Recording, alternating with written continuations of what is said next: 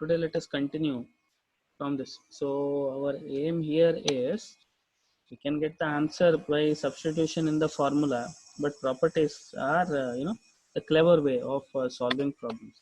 So one thing why I did Z transform was because I wanted you to understand the similarity, right? So if at all you are comfortable with Z transform, which is having less number of notations, then even the Fourier becomes much more easier. So it is evident, right? The properties. So the I want you to stress on the properties: linearity, time shift, the frequency shift, the time reversal, the differentiation. This property I think was not much used, right? It was there in Z transform, and the convolution, and for some theoretical importance, the Parseval's theorem. Okay, these properties you should be much familiar. All the properties, proof of all the properties will be asked in exams anyway. Okay, whether I tell you that it is important or not, the proofs will be definitely asked in the exam.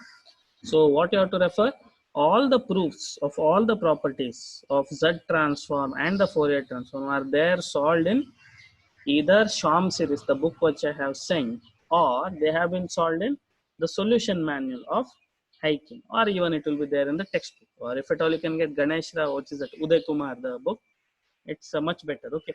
So in your entire signals and system paper, usually some 15 to 20 marks of theory will be there. So paper will be sort of a surprise thing, but we don't want to miss out on the theory part. Okay, that is the idea. Okay, so these are the properties. Let us now continue. See here, for this thing to be considered as a frequency shift, there is multiplication by an exponential with an n in it. Okay, see this thing, there is an n here in this, and here there is an omega. Got this particular thing. So I want you to be very very clear, and I do not want you to get confused between the constants and these variables, right, which depend on either omega or n. Okay. So now let us continue with the numericals. Okay, numericals based on the properties. Okay, numerical based on the properties. Okay, which is this 1 by 3 to the power n into u of n minus 2. See the way this thing was cleverly written here.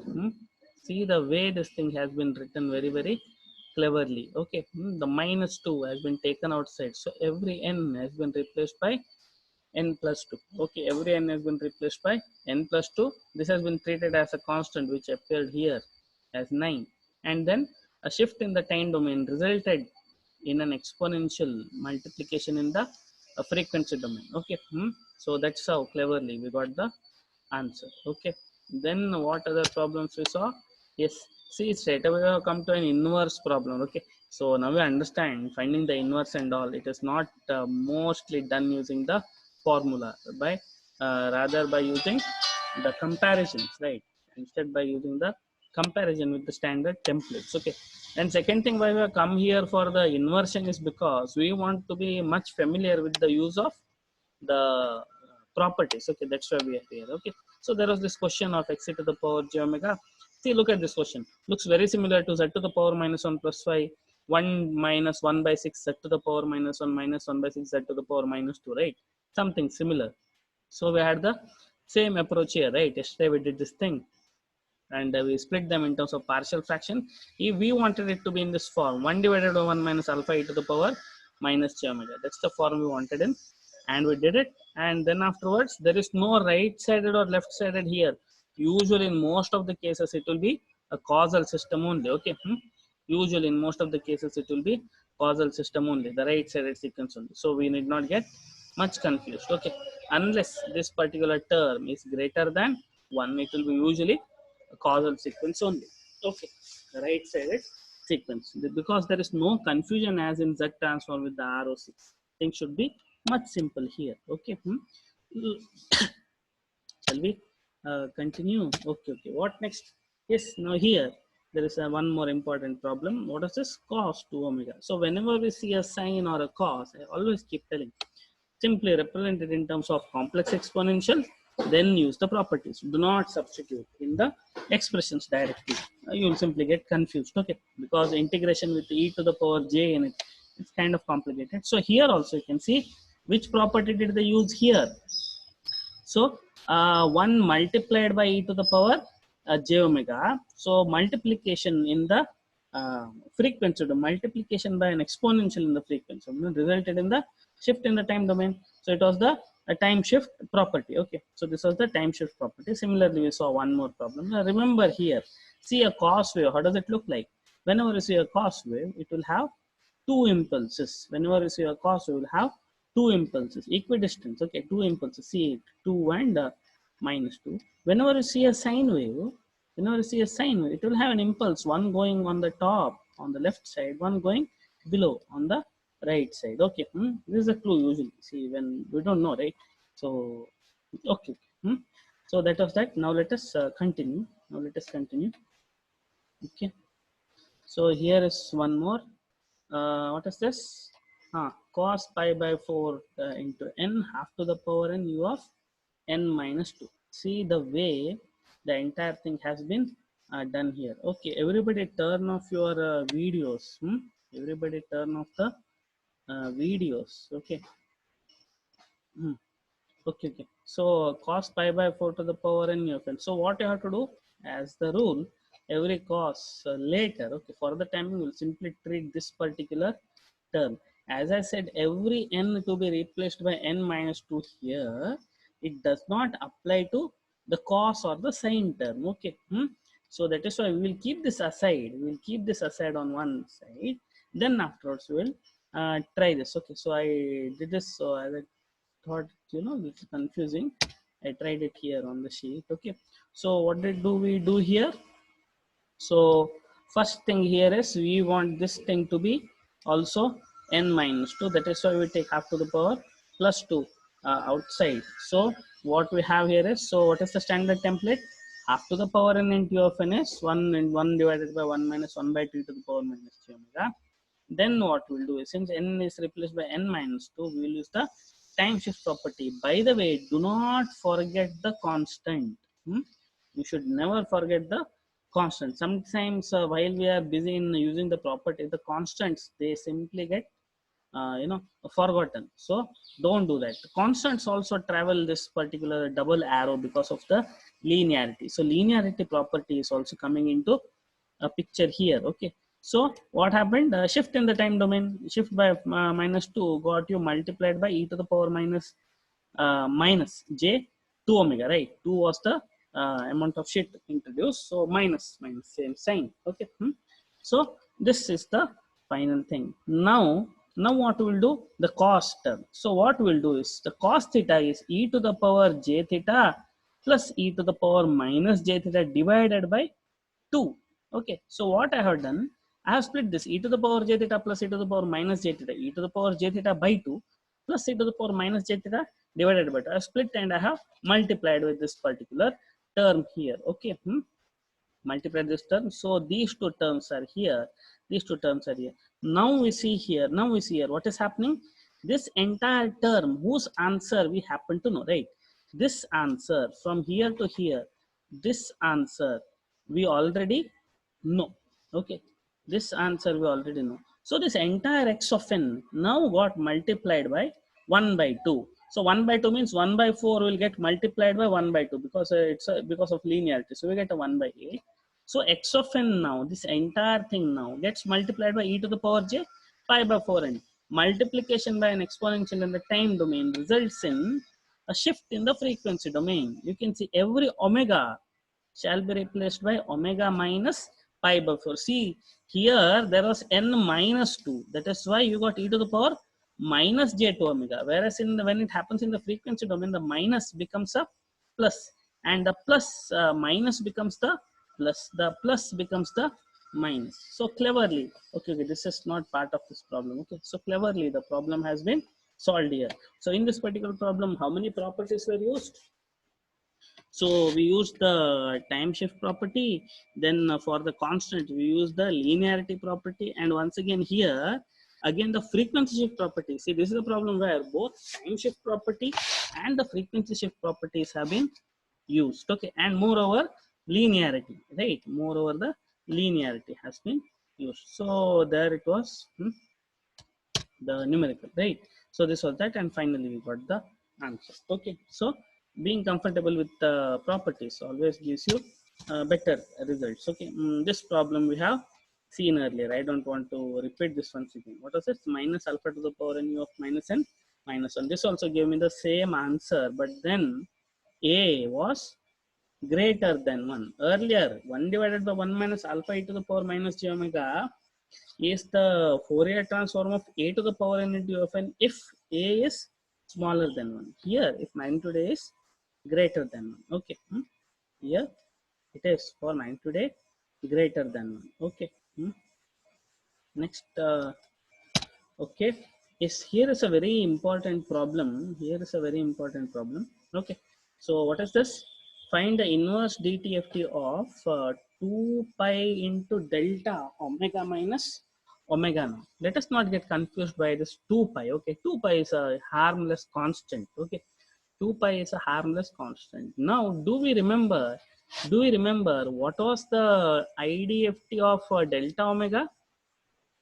Do we remember what was the idft of delta omega? We have solved this problem earlier, right? We have solved this problem earlier, I guess. Here, here. So we know the idtft of delta omega is 1 by 2 pi. So in the problem, there is 2 pi already on the frequency domain. So this 2 pi, so you have to multiply one more 2 pi here. The 2 pi get cancelled. Okay, these two pi's get cancelled. So idtft of 1 or the dtft of 1, sorry, is 2 pi into 2 pi into delta omega. Okay, 2 pi into delta omega. Okay. So now let us go back to that thing. But now let us go back. So what was the question there? Here it was. Okay. So what is happening here, by the way? Now we know idtft of 1 is delta omega. Now omega has been shifted by omega minus omega naught. Okay. So if omega is shifted by omega minus omega naught, then what's going to happen? If omega, if dtft of 1, if dtft of 1 is 2 pi into delta omega, 2 pi into delta omega, a shift in the frequency domain, right? Now see, the omega has been replaced by omega naught, results in a multiplication by an exponential in the time domain. 1 into the exponential, 1 into exponential is the exponential itself. Okay. So there it was. Okay. Similarly, okay, from this problem only, I simply went there. So unnecessary. Okay, so here the problem was here only. Okay, got this thing. One more place where, so you should know the standard problems and their answers. Okay, standard.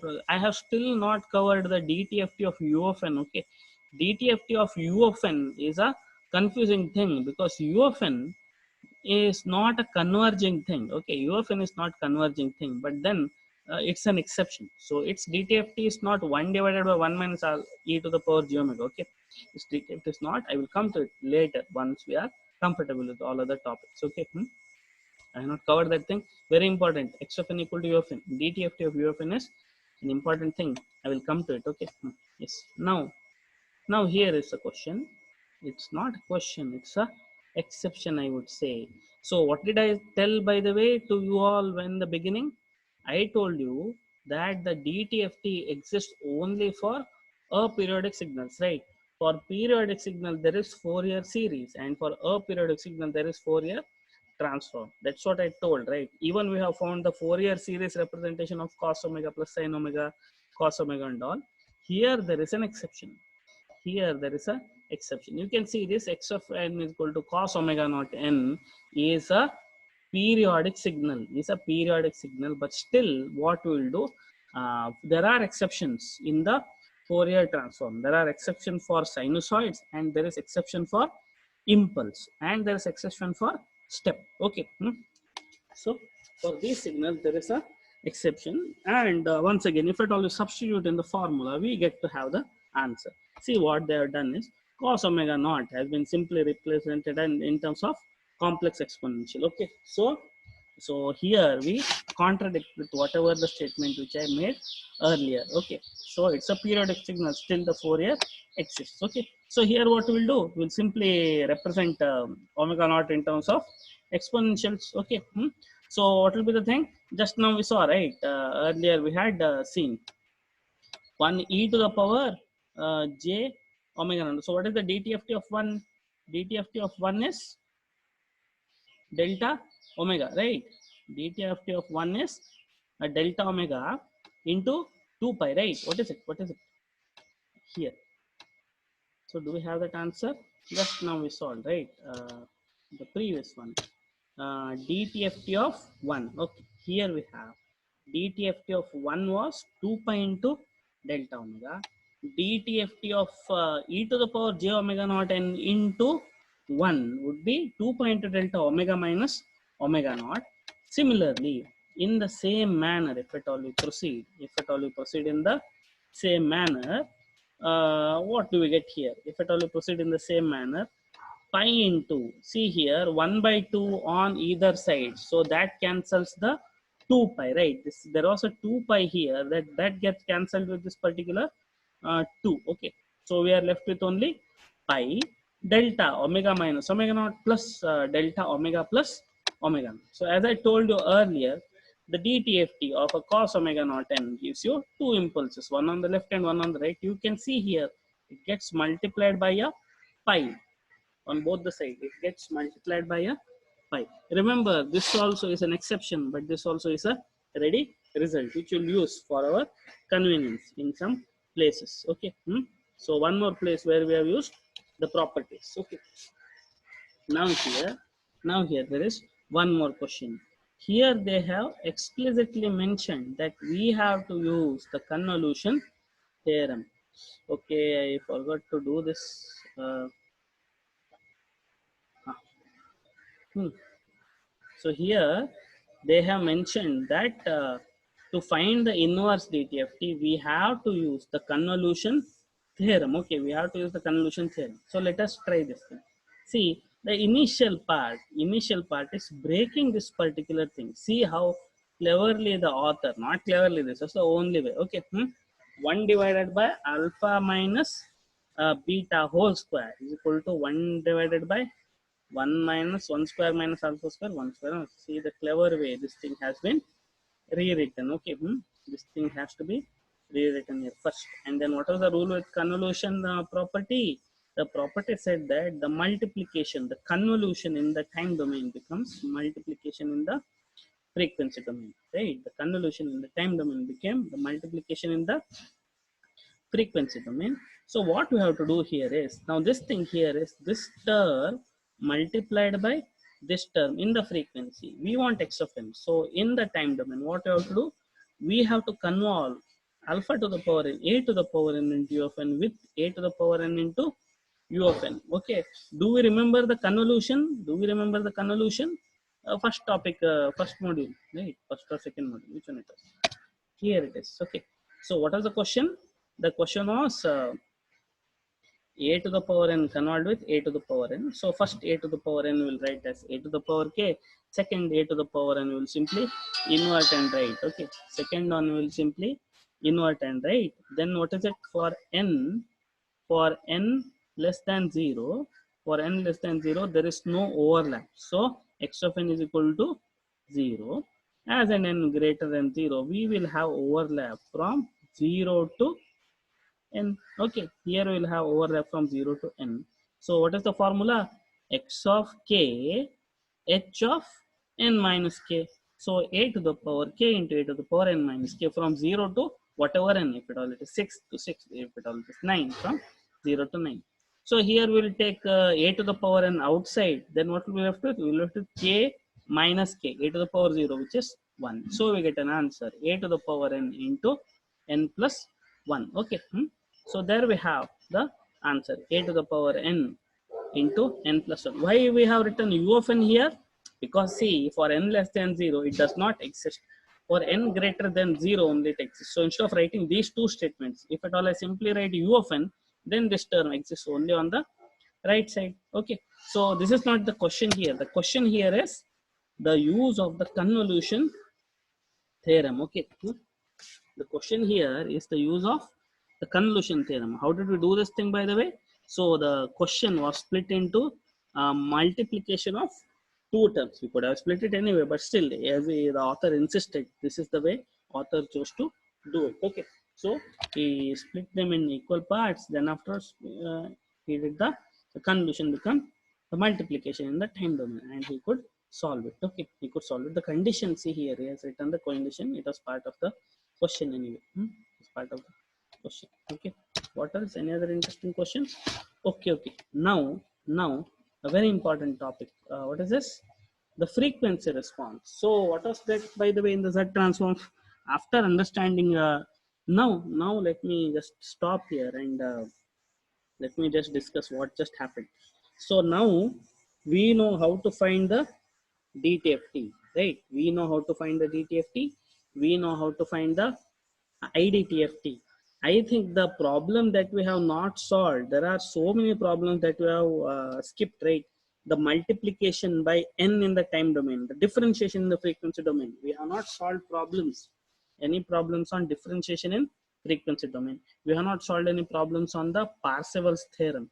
Remember, all those problems are very important. Okay, but because of the lack of time, I am not doing it. We'll come to that. We will come to that. So it's always advisable that you all solve one problem at least pertaining to each property. Okay, it is very important. Okay, now let us see. As and when the time comes, we will try to solve those problems. I will try to gather more numerical examples. Okay, so now the next topic, the frequency response. What is this frequency response? We had the transfer function, right? H of z was the transfer function in the your z transform.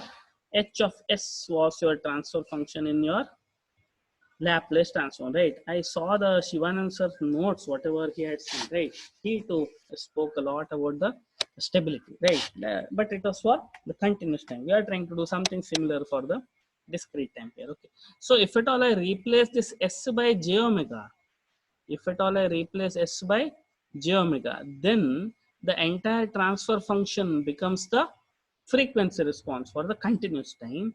If at all I simply replace z by e to the power j omega, or if at all I simply replace z by e to the power j omega, then what do I get? I get the frequency response. Okay, I get the frequency response. So what I have to do? I have to simply replace the z by e to the power j omega. Okay, now what is the meaning of a frequency response? What is the meaning of a frequency response? Why it is important? What was the importance of the transfer function, by the way? Transfer function let us know the implementation details. If at all you have the transfer function, you can build the circuit. Okay, then transfer function let you do the stability analysis. Using transfer function, you can exactly predict if there is a feedback, for what particular feedback, for which all ranges the thing will be stable, where it will go unstable, right? Then you might have studied this PI controllers, PID controllers, right? By putting in some gain, additional gain, you can always make an unstable system stable, right? Stability analysis. Here, there is a special case. Here, frequency response is a special application where using the transfer function, we are trying to predict the frequency behavior, right? What is the frequency behavior? I keep on telling this, right? At what frequency? Right? Frequency behavior means at what particular frequency, how the system behaves. Okay, how much gain does the system give for particular frequency and all, right? That's what frequency response is all about. So what is the method, by the way, to do it? So since we are in the discrete time part of the Fourier transform, here we'll study the discrete time frequency response. Again, after once we are done with this, we'll go for continuous time version also. See, here is an question given. What is it? Causal LTI system has been described by the difference equation. He wants us to find the frequency response. So if there in the previous chapter, if at all we are given a difference equation, we want to find the transfer function, what we do? We will apply the Fourier Laplace. What was that? Z transform. Here we will apply the Fourier transform. What is the Fourier transform of y of n? Fourier transform of y of n is y of omega. Minus remains a minus, plus remains a plus. Constants remain constant. Y of n minus 1 shift in the time domain is resulting in multiplication by an exponential in the frequency domain. Shift in the time domain n minus 2, multiplication exponential in the frequency domain. So what do we get here, by the way? You take the expression, apply the Fourier transform. Okay, you took the expression, you applied the Fourier transform. Then afterwards, you simply take the ratio y of omega by x of omega and do the cross multiplication. So there you have it. So there, what is the requirement? All the powers shall be in negative. All the powers shall be negative. See here, we are not doing any pole zero analysis. The Fourier transform, if at all it is there, then it means the system is stable. We are not bothered about poles and zeros. Okay. So here we are done with the transfer function. Now to find the impulse response, we still have to split the denominator and get it in some form like this: sum a divided by 1 divided a into 1 divided 1 minus alpha z to the power minus 1. Okay, so we did that here. Okay, so this thing was split first, this thing was split first here. So now, are you comfortable with this splitting thing here, by the way? Are you comfortable with this splitting thing? Okay, so this can be done on a calculator or with that formula minus b plus or minus. Okay, whichever you are comfortable with. Okay, but you should know some ready answers or some of the expressions. Okay, it saves a lot of time. Yeah, a partial fraction was applied, then afterwards you simply took the inverse, okay, by using the comparison, and we end up getting the ready answers here. So given the difference equation, you can get the frequency response and you can get the impulse response. Given the frequency response on the same manner, you can also get the difference equation, right? What you have to do, simply do the cross multiplication, take the inverse discrete time Fourier transform. Given the impulse response also, you can get the transfer function, sorry, frequency response, and you can get the difference equation also, right? Just very similar to whatever we did in the previous chapter there in the Z transform, right? So very similar. Okay. Okay, now what next? What next? Okay, here is one more question. So they have given very similar question. The transfer function has been sorry, difference equation has been given. Okay, difference equation has been given. They want you to identify the frequency response. So how do we do this? How do we identify the frequency response? Somebody reply to me in chat. Okay, they have given us the difference equation. How do we find it? You can answer me on this microphone also, whichever is fine. Okay, you can answer to me on microphone also. So what is the procedure here, by the way? This is the last question. With this we will stop today and I will continue tomorrow. Yeah, one more thing, let me announce, this Saturday also we'll have a test. Okay, this Saturday also we'll have a test. Okay, so what we want to do here is, I asked one of my friends in NICTA and all. They are done with all their tests. They are done with final year seminars, everything. They are just waiting for the exam now. They are now doing the revision classes. So I asked them, how did you do the internals? They said using the normal tests only, the timed tests where you will be given stipulated time and you have to solve problems and upload. They used online platforms only. Okay, so through which the submissions were considered. Let us see what sort of test we can have. But anyway, the topics will be from inverse Z transform. Okay, inversion of Z transform, partial fraction expansion method, power series expansion method, and then which is the other thing, the transform analysis of Z transform. Okay, then the transform analysis of Z transform. These topics will have for this test. Okay, these topics will have for the test. Okay, inform your friends also. So it will be same time, Saturday 11 o'clock. Okay, Saturday 11 o'clock I will give the question. So by, it's a test. Okay, so you have to understand the difference between the test and the assignment. But now you get to copy, do whatever you want. Okay, but I want the answers to be submitted to me in some stipulated time. Okay, so we are just waiting for all faculty members who are handling for you people. We are planning to come to a common assessing method. Okay, if that would be there, then it would be good. So somebody just reply to me what other faculties are doing, how HOD is taking the class and how is managing. Shivanand sir is doing this thing, right? He is taking classes. and he's giving assignments. What about HOD? What HOD is doing, or what your math sir is doing? Somebody reply. What your math sir is doing? Math sir or Sohail sir? Hmm? Somebody reply in chat what they are doing, or we will discuss with them. I will discuss with them. Let us come to a common agreement. Okay. Hmm? Yes. Now,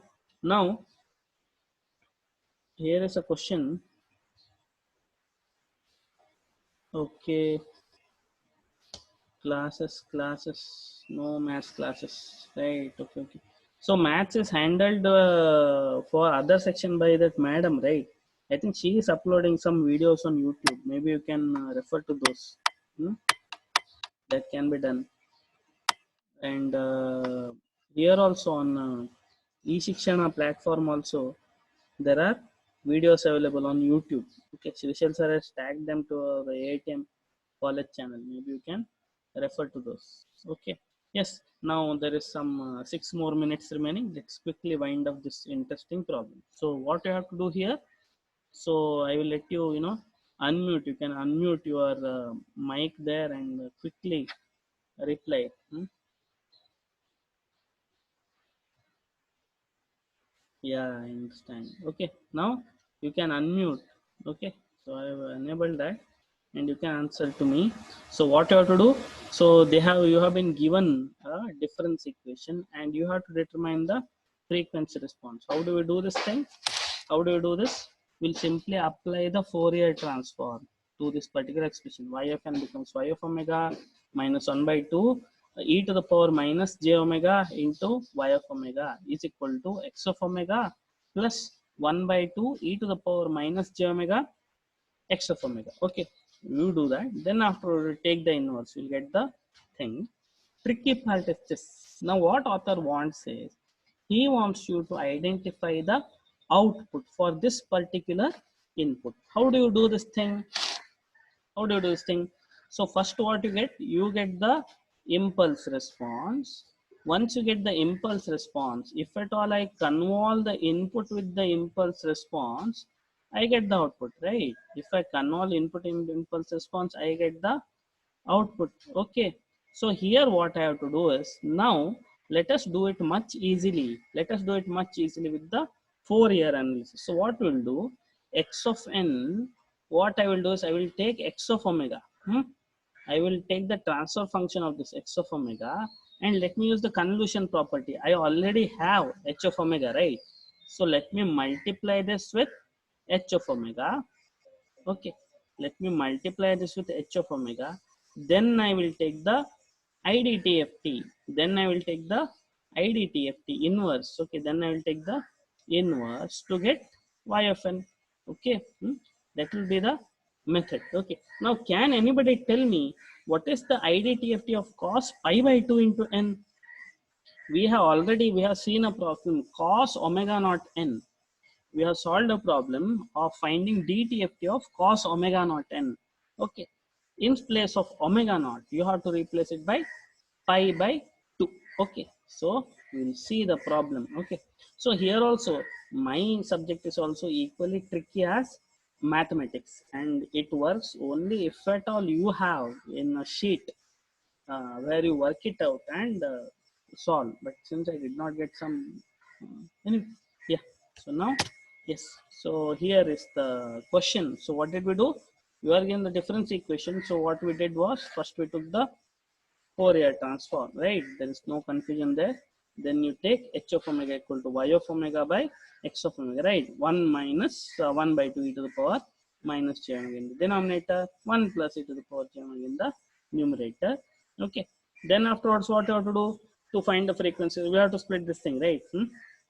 So we have to split this thing. How did we split it, by the way? How did we split this particular thing? Is it so easy? Was it so easy splitting this particular thing? Now see here, this was okay. 1 divided by 1 minus 1 by 2. This was easy. 1 divided by 1 minus 1 by 2 e to the power minus j omega.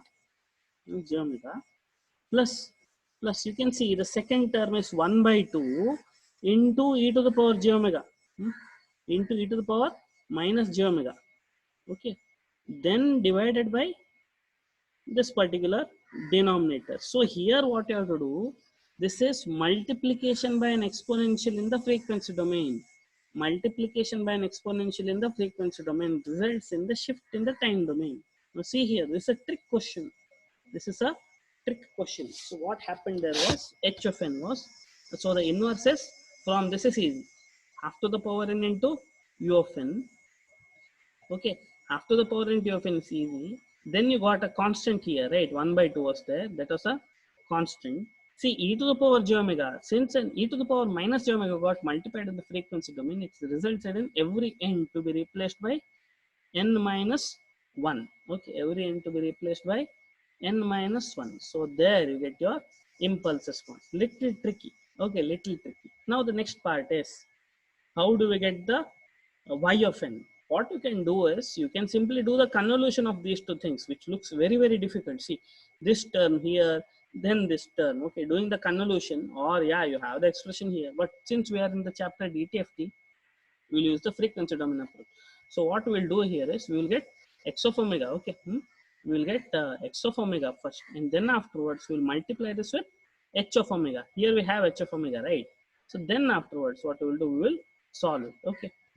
So see here the approach. So what we did was, now as I told you, we had already solved the DTFT of cos pi by 2 omega naught, pi into delta omega minus omega naught. Omega naught was of pi by 2, so it was simply substituted here. Then they were asking us to get the response, right? So it was convolution. So instead of convolution in frequency domain, we will do the multiplication. So multiplication of this with the term, and again multiplication of this with the term. Okay. So here you can see what has happened. Now anything tricky here? Anything tricky here? See, this is e to the power j pi by 2. The value has been given. Okay, e to the power j pi by 2. So cos pi by 2 minus j sin pi by 2. Cos pi by 2 is 0. So sin pi by 2 is 1. And so this is e to the power 1 minus j 1 by 2 in the denominator. So similarly here also. So that is why this entire term turned out to be much more simpler here. But then where did this tan come from? Where did this tan come from? I am not convinced with this particular thing. Where did the tan come from? Okay. Yeah, not so convincing, right? So now what you do is, okay, delta omega, this term is anyway is constant. Now you can see this particular term, it neither contains an n nor it contains any omega. Okay, that is why it's an author's way of improvising, and it still remains a constant which will come in the time domain also. Only thing what we should bother here is about this particular omega minus pi by 2. So what that happened, omega minus pi by 2 shift simply resulted in this particular inverse here. Okay, and this anyway was a constant with simply triviality. They could have kept this or this one. Okay, so finally we get our answer here. Okay, so let me stop here today. Let me stop here today. So if possible, I will announce a test which will be conducted tomorrow. Sorry, on Saturday. Okay. Okay, yeah. Right, from that thing. Okay. Thank you, Rohit. Okay, so let us stop here.